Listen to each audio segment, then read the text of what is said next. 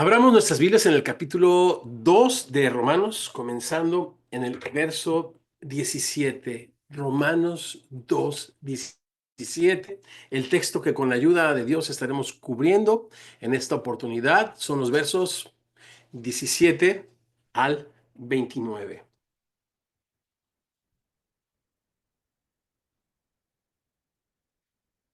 ¿Me acompañan en la lectura? He aquí tú tienes el sobrenombre de judío y te apoyas en la ley y te glorías en Dios y conoces su voluntad e instruido por la ley apruebas lo mejor. Confías en que eres guía de los ciegos, luz de los que están en tinieblas. Me acompañan a juntos hacer una palabra de oración. Señor hermoso, gracias por esta oportunidad que nos das de estar juntos, reunidos en tu nombre. Gracias también, Señor, porque nuestros corazones viven el milagro de escuchar tu voz, responder a ella en fe, en gratitud, en obediencia. Vivir, Señor hermoso. Abre nuestros ojos para que veamos en tu palabra las maravillas de tu ley y contemplando, Señor, en ella tu gloria como en un espejo, sigamos siendo transformados a la imagen de tu Hijo, Señor, como por tu Espíritu. Oramos esto y más, y tus discípulos decimos así sea. Amén y amén.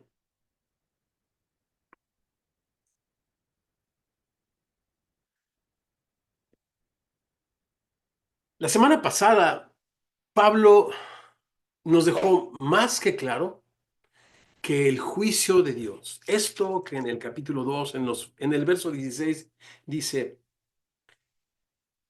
el día en que Dios juzgará por Jesucristo los secretos de los hombres, conforme a mi evangelio, será un juicio imparcial. Porque, dice el verso 11, no hay acepción de personas para con Dios.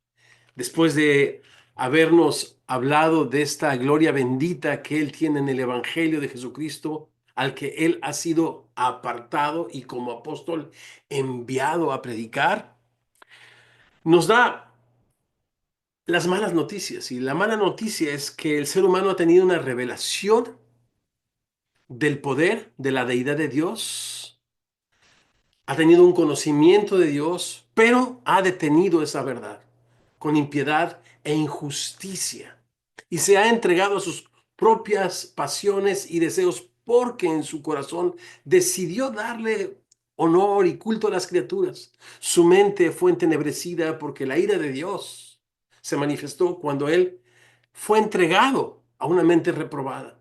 Y después Pablo en el capítulo 1 nos presentó este mosaico, ¿no? Eh, que conforma las acciones, el carácter de un hombre sin Dios, sin Cristo y sin esperanza. Y después en el capítulo 2 la semana pasada, bueno, nos responde la pregunta, ¿y los religiosos qué? Bueno, los religiosos en los primeros versos leíamos que son orgullosos porque juzgan a las personas, pero ellos mismos hacen aquello que condenan, condenándose a sí mismos. Después, con un corazón no arrepentido, menosprecian la gracia de Dios. Al menospreciar al prójimo, menosprecian también la gracia de Dios e ignoran el justo juicio de Dios, que será con imparcialidad. Y finalmente, los últimos versos, pues su condición no mejor que la del resto de los mortales que no tienen excusa delante del justo juicio de Dios. Ante toda esta mala noticia que Pablo nos ha venido detallando, eh, nuestros corazones se sensibilizan más a la realidad y a la verdad de que el ser humano necesita un Salvador. Y este es Cristo el Señor. Por eso Pablo no se avergüenza del Evangelio, de las buenas noticias, porque es poder de Dios para salvación a todo aquel que cree. Al judío en un orden cronológico, no de estatus o importancia, y también al resto de las naciones. Pero ahora, en el verso 17, Pablo identifica a este religioso al que le ha estado hablando en segunda persona. Este es un recurso literario muy característico de la literatura griega que él adopta para tener una disputa con un adversario hipotético y mostrarnos la necesidad que todos los seres humanos, religiosos o no, judíos o no, tenemos de un Salvador. En esta ocasión, pues, el tema de esta reflexión, una reflexión en 3 pasos, es simplemente los judíos. Y yo quiero invitarles, familia preciosa, que en nuestro cuaderno de notas vayamos haciendo un registro que diga los judíos, porque hay mucho que Pablo nos dirá acerca de la perspectiva divina acerca de los judíos. Siempre han estado, y parece ser que hoy están más que nunca, bajo el ojo de las noticias. Siempre el pueblo de Israel ha sido, por muchas razones, pues un foco de interés para todo el mundo, cuanto más para los discípulos del Señor. Pero qué importante es tener una perspectiva correcta. Y lo que hoy Pablo va a enseñarnos acerca de lo que Dios piensa, porque al final del día es lo que importa, ¿verdad? Lo que Dios piensa acerca de los judíos, nos va a dejar pensando. Pero otra vez, mantengan estas hojas dedicadas a los judíos disponibles en su cuaderno de notas, porque hay mucho de lo que Pablo nos va a decir y de lo que vamos a aprender para tener un pensamiento acerca del pueblo de Dios bíblico y no prejuicioso, religioso o extrabíblico. Es importante, pues, saber qué dice Dios acerca de los judíos. Y hoy vamos a ver sus ventajas. En segundo lugar, sus incongruencias. Y en tercer lugar, su realidad. Sus ventajas, versos 17 al 20. En segundo lugar, sus incongruencias, 21 al 24. Y finalmente, su realidad. Todo esto a la luz del inminente juicio imparcial de Dios. ¿Tiene alguna ventaja el judío?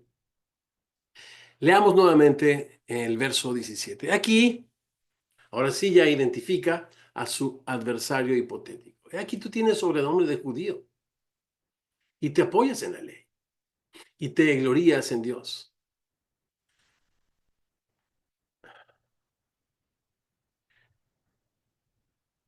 ¿Cuáles podrían ser estas ventajas? ¿Cuáles podrían ser algunas de estas ventajas que tienen los judíos sobre aquellas personas que de una manera, considerando nuestra etnicidad, no sé si está bien dicho esto, o nuestro árbol genealógico, no lo somos? En el día del juicio, ¿esto contará de alguna manera o de otra? ¿Acaso Dios tiene una regla para medir las acciones del pueblo de Israel y otra diferente para medir las acciones del resto de los mortales? Aquí Pablo en el verso 17 nos habla de algunas ventajas. Nos habla de particularmente 3 ventajas principales por las cuales un judío podría estar orgulloso. Y estas están escritas en forma ascendente, o lo que es lo mismo, pues de menos a más, o de menor a mayor importancia. No quiero llamarle así, pero de manera ascendente creo que es una mejor manera de describirlo. Y lo primero es, pues te llamas a ti judío. Antes del exilio, aparecen en la Biblia un par de menciones a los judíos como pertenecientes a la tribu de Judá, pero no fue sino hasta su repatriación cuando el término judío se usó para describir a los israelitas en general. Quizás porque la mayoría de los que fueron repatriados y regresaron del exilio eran de la tribu de Judá y de la tribu de Benjamín. Pero para la época de Pablo, esta palabra denotaba un cierto pedigrí, un estatus. Jesús ya lo decía, que no había venido sino a llamar a las ovejas de Israel. Estatus. Pablo ya lo mencionó, al judío primeramente y también al griego. no solamente en el anuncio de las buenas nuevas, sino también en la realidad del justo juicio de Dios, al judío primeramente y también al griego. Y entonces, pues se enorgullecían por ser parte de esta estirpe, de esta élite. La segunda ventaja que tenía el judío, bueno, es que descansaba o se apoyaba en la ley, en el Torah, que le fue dado como un sistema de enseñanza para distinguirse del resto del pueblo, no como un medio de salvación, sino después de haber sido rescatados de Egipto, es que Dios establece un pacto con el pueblo y les da la ley. Así que nadie se atrevería a poner una objeción, pues a tan grande privilegio, ¿no lo creen? ¿Se jactaban de la ley? No, pues sí, ni hablar. La posesión de la ley constituía una bendición genuina para el pueblo de Israel. Y en tercer lugar, pues ya les decía yo que estaban en ascenso y la mayor de estas ventajas mencionadas es que el pueblo de Israel, los judíos, pues se gloriaban en Dios, se regocijaban en Dios, se enorgullecían en o de Dios, cosa que de ningún modo es incorrecto. De hecho, el libro de Jeremías en el capítulo 9 versos 23 al 24 dice, así dijo Jehová, no se alabe el sabio en su sabiduría, ni en su valentía se alabe el valiente, ni el rico se alabe en sus riquezas, mas alábese, gloríese, enorgullezcase en esto el que se hubiese de gloriar, en entenderme y conocerme que yo soy Jehová, que hago misericordia, juicio y justicia en la tierra, porque estas cosas quiero, dice el Señor. Pablo es el mismo que escribió a los Corintios estas palabras. El que se gloría, gloríese en Dios. Y en otras palabras, o dicho nuevamente, quiero decir, eh, ningún problema tenían de qué gloriarse. Como judíos, por ser receptores de la ley, y en la persona del Dios, Jehová, que hizo un pacto con su pueblo. Ahora, en el verso 18 la lista continúa. Hasta llegar por lo menos a 5 cosas más por las cuales el judío del tiempo de Pablo podría o debería estar orgulloso. ¿Las escuchamos? Verso 18. Conoces su voluntad e instruido por la ley apruebas lo mejor y confías que eres guía de los ciegos, luz de los que están en tinieblas. El judío, al tener la ley, pues era instruido por ella, por lo que poseía el conocimiento suficiente para aprobar lo mejor, esto es, su voluntad. Qué enorme ventaja ser instruido por Dios, ¿no lo creen? A través de su ley. Esa ley, repito, no era un medio de salvación, sino le fue dada a Israel para que cumpliéndola fuesen luz para los que estaban en tinieblas y esperanza y redención para las naciones. Ventajas sobre ventajas. Verso 20. Instructor de indoctos. Al tener esta ley, al ser instruidos por ella, al aprobar lo mejor, conocer su voluntad y ser luz para las naciones, entonces pueden ser instructor de indoctos, maestros de inexpertos, que tenían en la ley la forma de la ciencia y de la verdad. Y este es otro de los muchos temas que Pablo empieza a hilvanar, a desarrollar e hilvanar a los que queremos mantenernos atentos. Y me refiero a la verdad.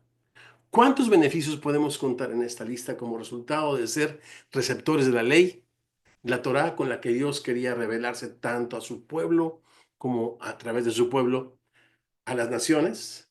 Pues muchas, por lo menos quizás 8.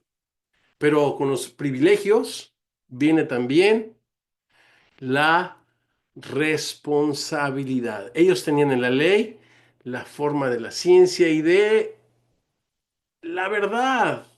Y Jesús nos dice en Lucas 12:48 que todo A aquel a quien se le haya dado mucho, mucho se le demandará. Y al que mucho se le haya confiado, más se le pedirá. En el capítulo anterior, Pablo menciona que el ser humano es responsable de conocer la revelación general de Dios, su eterno poder y deidad desde la creación del mundo por medio de las cosas hechas, por lo que el ser humano no tiene excusa. Si una persona que vive en lo más profundo de la selva amazónica, que no ha tenido contacto alguno con la civilización, sí, Dios a él lo hace responsable de conocer su revelación general y delante de Dios no tiene excusa. Ahora te pregunto, si una persona que vive en la selva amazónica, que no ha tenido contacto con la civilización, Dios lo hace responsable de haber conocido a Dios, de no honrarle y no darle gracias. ¿Cuánto más piensas que Dios hará responsable en el día del juicio? Porque es el contexto que estamos leyendo. A los judíos que conocen su revelación, ya no general, no natural, sino revelación especial, particular, a través de su ley con la que el Señor Jehová establece un pacto y se da a conocer a su pueblo. Y no la obedecen. ¿Cuánto más piensas que Dios hará responsable a los judíos?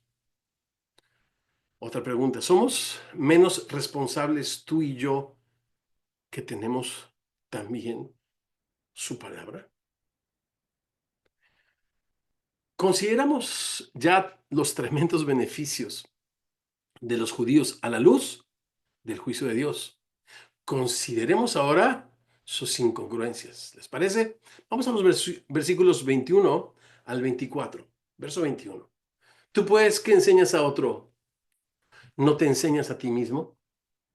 Este adversario hipotético, este judío, que ha sido llamado a abrir los ojos de los ciegos, según lo leemos en Isaías 42:7, no es capaz de alumbrar los suyos propios con la verdad de la ley.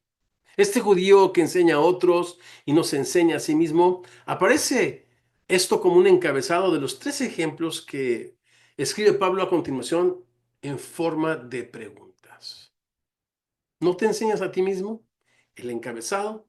Y ahora nos va a dar tres ejemplos a los que él está haciendo referencia, repito, en forma de preguntas. La segunda parte del verso 21 dice, tú que predicas que no se ha de hurtar, ¿hurtas? Tú que dices que no se ha de adulterar, ¿adulteras? Tú que abominas de los ídolos, cometes sacrilegio. Y es interesante estos tres pecados que Pablo escoge para denunciar la incongruencia de los judíos. Esta palabra sacrilegio en el idioma original significa literalmente robar templos.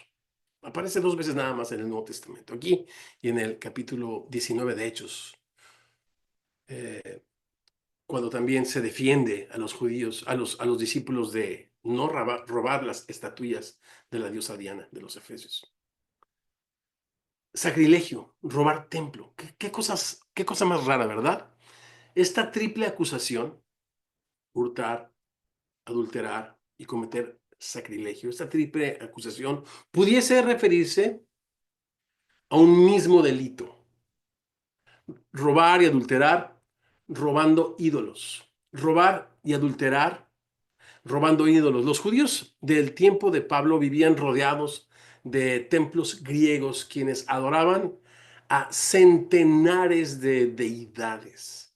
Para los judíos, estas deidades no significaban absolutamente nada, excepto un pedazo de piedra o metal precioso. Esto es codicioso a los ojos, ¿verdad que sí? El robo de estatuillas preciosas les hacía, en primer lugar, culpables de esto que los 10 mandamientos reprueban. No robarás. En segundo lugar, pues la avaricia, a la luz de la Biblia, y lo dice Pablo en Colosenses 3:5, es idolatría. Y también esto es condenado por el decálogo de Moisés. El confiar en algo, o en alguien como la fuente de nuestra vida. En otras palabras, eran judíos al parecer que en el tiempo de Pablo codiciaban estas estatuillas a las que no les atribuían ningún tipo de valor o beneficio espiritual, pero sí económico.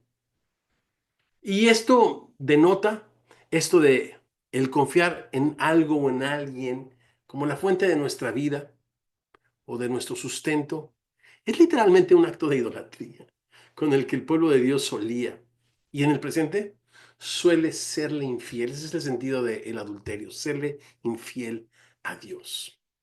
Y a decir verdad, y con la mano en el corazón, no existe persona en el mundo que no sea culpable de esa idolatría. Por eso Pablo dice que el amor al dinero es la raíz de todos los males. Y estos judíos, al parecer, Pablo los acusa de que robando y cometiendo adulterio espiritual con Dios, lo hacen con el robo de estatuillas o el codiciar cosas materiales. Verso 23. Ahora, sigue hablando con este adversario hipotético. ¿Tú qué te jactas de la ley? ¿Con infracción de la ley deshonras a Dios? No era el jactarse o enorgullecerse de la ley el problema, eso es bueno, sino la desobediencia a la misma la que traía deshonra a Dios. Pero lejos de sentirse mal o querer hacer algo para cambiar, los judíos, como el resto de los seres humanos, ya lo vimos en el capítulo 9, no solamente el ser humano en general entiende el juicio de Dios, que los que practican tales cosas son dignos de muerte, y no se siente mal el ser humano por deshonrar a Dios, sino se complace con el que las practican. Exactamente lo mismo le sucede a los judíos. Se enorgullecían del estatus que les daba el simple hecho de ser parte de este estirpe descendientes de Abraham, de Isaac y de Jacob. Yo me pregunto, ¿podría este estatus ser reconocido por aquel que no comparte su gloria con nadie? ¿Podría ese estatus ser reconocido por aquel que prueba los corazones? ¿Y quién es amoroso y paciente para que por su bondad y benignidad seamos guiados al arrepentimiento y a la fe? Pablo acusa a los judíos de su tiempo de una manera muy similar con la que Miqueas acusa a los judíos de su tiempo en el capítulo 3, verso 11, porque aquellos judíos tenían este falso sentido de seguridad cuando al violar la ley decían, Dios sigue estando con nosotros. Mira lo que dice Miqueas 3:11. Sus jefes juzgan por cohecho. Sus sacerdotes enseñan por precio. Sus profetas adivinan por dinero. O sea, corrupción, corrupción, corrupción en el sistema religioso de Israel. Y se apoyan en Jehová, diciendo, al fin y al cabo somos judíos. ¿No está Jehová entre nosotros? De ninguna manera Dios podría hacernos mal. Eso lo estoy parafraseando, lo voy a leer tal y como lo dice la Reina Valera 60. Sus jefes juzgan por cohecho, sus sacerdotes enseñan por precio, sus profetas adivinan por dinero y se apoyan en Jehová diciendo, ¿no está Jehová entre nosotros? No vendrá mal sobre nosotros. Verso 24, continuamos, regresamos ahí al capítulo 2 de Romanos. Porque como está escrito, el nombre de Dios es blasfemado entre los gentiles por causa de ustedes. Parece que Pablo está haciendo alusión a Isaías 52:5. Permítanme leérselos. Y ahora, ¿qué hago aquí? Dice Jehová, ya que mi pueblo es llevado injustamente. Y los que en él se enseñorean, lo hacen aullar, dice el Señor, y continuamente es blasfemado mi nombre toda, todo el día.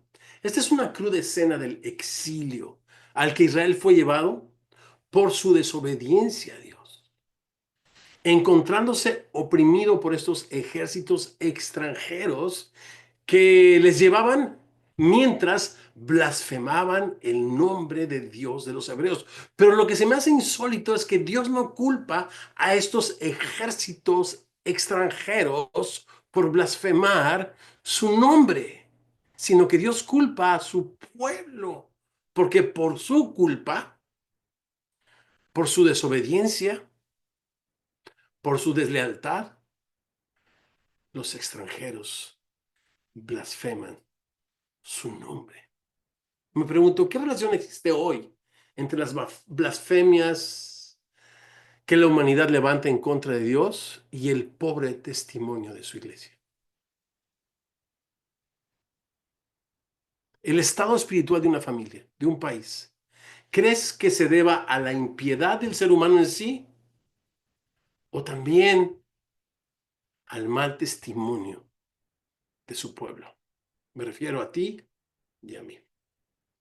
Sí, muchas son las ventajas del judío ante el juicio de Dios, como también muchas sus incongruencias. Pero por último, una es su realidad. Vamos al verso 25. Pues en verdad la circuncisión aprovecha si guardas la ley. Pero si eres transgresor de la ley, le dice Pablo, este adversario hipotético, judío. Pero si tú eres transgresor de la ley, tu circuncisión viene a ser incircuncisión. Recordemos que la circuncisión le fue dada a Abraham como una señal de este pacto incondicional que Dios había establecido con él. Al decirle en tu nombre serán benditas todas las naciones, todas las familias de la tierra. Pero las tradiciones judías posteriores hicieron que los judíos llegaran a pensar y a decir y escribir que ningún hombre circuncidado jamás iría al Jena o al lugar de perdición eterna. O sea que ningún judío circuncidado podría enfrentar el juicio condenatorio de Dios. Y Pablo confronta duramente su manera y nuestra manera de pensar. De la misma forma en la que el tener la ley pero no vivirla no podría salvar el día del juicio a nadie, tampoco el rito de la circuncisión en la carne podría hacer nada por él, sino la obediencia a la ley. Veamos el verso 26. Si puedes ser incircunciso o guardar las ordenanzas de la ley, ¿no será tenida su incircuncisión como circuncisión?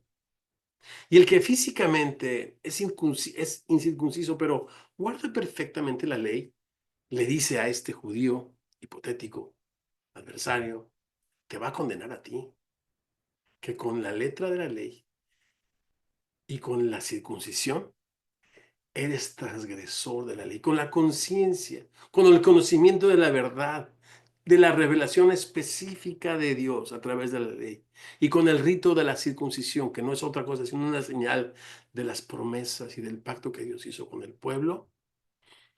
Eres transgresor de la ley, aquel sin ley y sin circuncisión te va a juzgar, le dice a su adversario, a ti.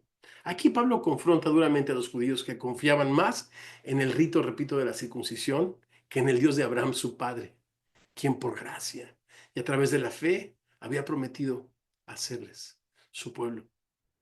Este texto no solamente nos dice que aquellos judíos circuncidados que deshonran a Dios están en peligro eterno ante el juicio de Dios, sino que aquellas personas de entre las naciones gentiles, sin la señal de la circuncisión en su cuerpo, que creen en Jesús y confían en el destino eterno de su alma en sus manos, serán salvos. Esto es algo sin duda que no solamente confrontaba, sino insultaba todo aquello en lo que los judíos se gloriaban. No solamente el incircunciso te va a juzgar a ti, sino que el incircunciso que guarda la ley, y nosotros sabemos en el contexto de todo el libro de Romanos que esto es imposible para la carne, pero esto es una obra del Espíritu Santo cuando el corazón del hombre se rinde a las buenas nuevas de salvación, a lo que está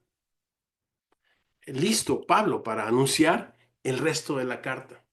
Pero como Otra vez, no solamente la Biblia, sino Romanos. Es un libro contextual.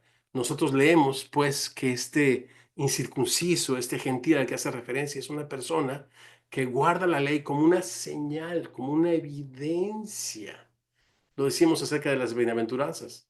No son virtudes, no son requisitos, son evidencias de un corazón transformado por la gracia de Dios cuando en fe y en obediencia y en arrepentimiento se rinde a Dios a través de la fe en su Hijo Jesucristo.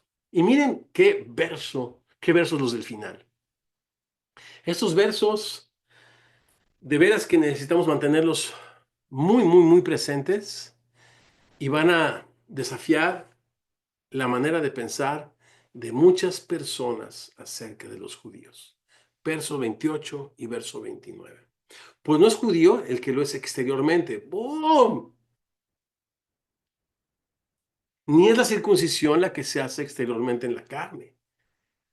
¡Uf! Firma el Espíritu Santo. Imagínate nada más. Sino que es judío el que lo es en lo interior. Y la circuncisión es la del corazón, en espíritu. Aquí está hablando de la conversión, de la que con detalle nos va a hablar, de la obra del Espíritu en el corazón de un creyente en Jesucristo cuando se arrepiente. En espíritu, no en letra. La alabanza, nota esto y subrayalo, la alabanza del cual no viene de los hombres, sino de Dios. Así que, ¿quién es judío a la luz de la enseñanza del Nuevo Testamento? La respuesta a esta pregunta es radical y enfática. ¿Te atreverías tú a responder así cuando te pregunten qué opinas de los judíos? Por eso digo que es radical. Digna de subrayar, meditar, abrazar y tener en cuenta siempre. El judío no es el que se jacta, ni de un parentesco según su, su ascendencia con Abraham, ni del rito de la circuncisión hecha en su carne. Ningún aspecto externo distingue al judío delante de los ojos de Dios a la luz de estos textos, sino la circuncisión del corazón al echar las impurezas del pecado fuera cuando el corazón confía, cuando se arrepiente y confía en el perdón de los pecados que solamente Jesús, quien murió en una cruz, puede ofrecerle. A este Dios le otorga salvación y ante sus ojos, este es el verdadero judío. ¡Wow! Radical y enfático. Ahora, miren cómo acaba el verso. La alabanza, del cual no viene de los hombres, sino de Dios. La palabra judío viene de Judá, y Judá es el cuarto hijo de Lea, ¿lo recuerdan? La esposa de Jacob. Esta esposa que Labán, el padre de ella, le dio por engaño cuando Jacob le pidió la menor y en un asunto discordante le dio la mayor. Y el cuarto hijo de esta mujer que nunca tuvo el amor de Jacob fue Judá, porque quería con un hijo ganar el corazón, el amor, el cariño de Jacob. Y al final, cuando dio a luz el cuarto hijo, levantó sus ojos al cielo y se dedicó solamente Lea a adorar, a agradecer, a alabar a Dios. Y por eso se le puso Judá. Qué interesante que aunque Pablo está escribiendo en griego, ya lo vimos en la forma de su introducción, en los recursos literarios, como esto que es una disputa, le llaman diatriba, pero es una disputa con un adversario, ¿no? Son recursos literarios griegos, pero está pensando en hebreo. Está pensando en hebreo. Dice, judío es aquel descendiente de Judá. Judá es alabanza. Y Dios tiene una alabanza, un reconocimiento en el día del juicio para aquellas personas que han, por la gracia de Dios, permitido que el Salvador eche de su corazón el prepucio contaminado por el pecado y nos haga nuevas personas nuevas criaturas. La alabanza, el judío verdadero ante los ojos de Dios, no es aquel que se gloría en su linaje, que es incongruente entre lo que piensa y lo que hace, sino es una persona que se gloría verdaderamente, como Pablo, en el Evangelio de Jesucristo, porque es poder de Dios para salvación a todo aquel que cree primeramente en un orden histórico, al judío, pero también para todas las naciones. Tenemos un par de preguntitas para conversar en esta tarde.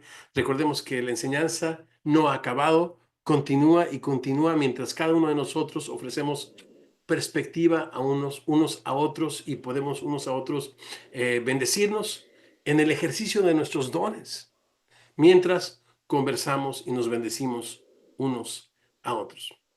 Las preguntas son, cuando se trata de tu reputación, ¿te interesa más lo que piensa Dios o lo que piensan los hombres de ti? Y otra preguntita más. Habría muchas, ¿eh? El texto da para bastante.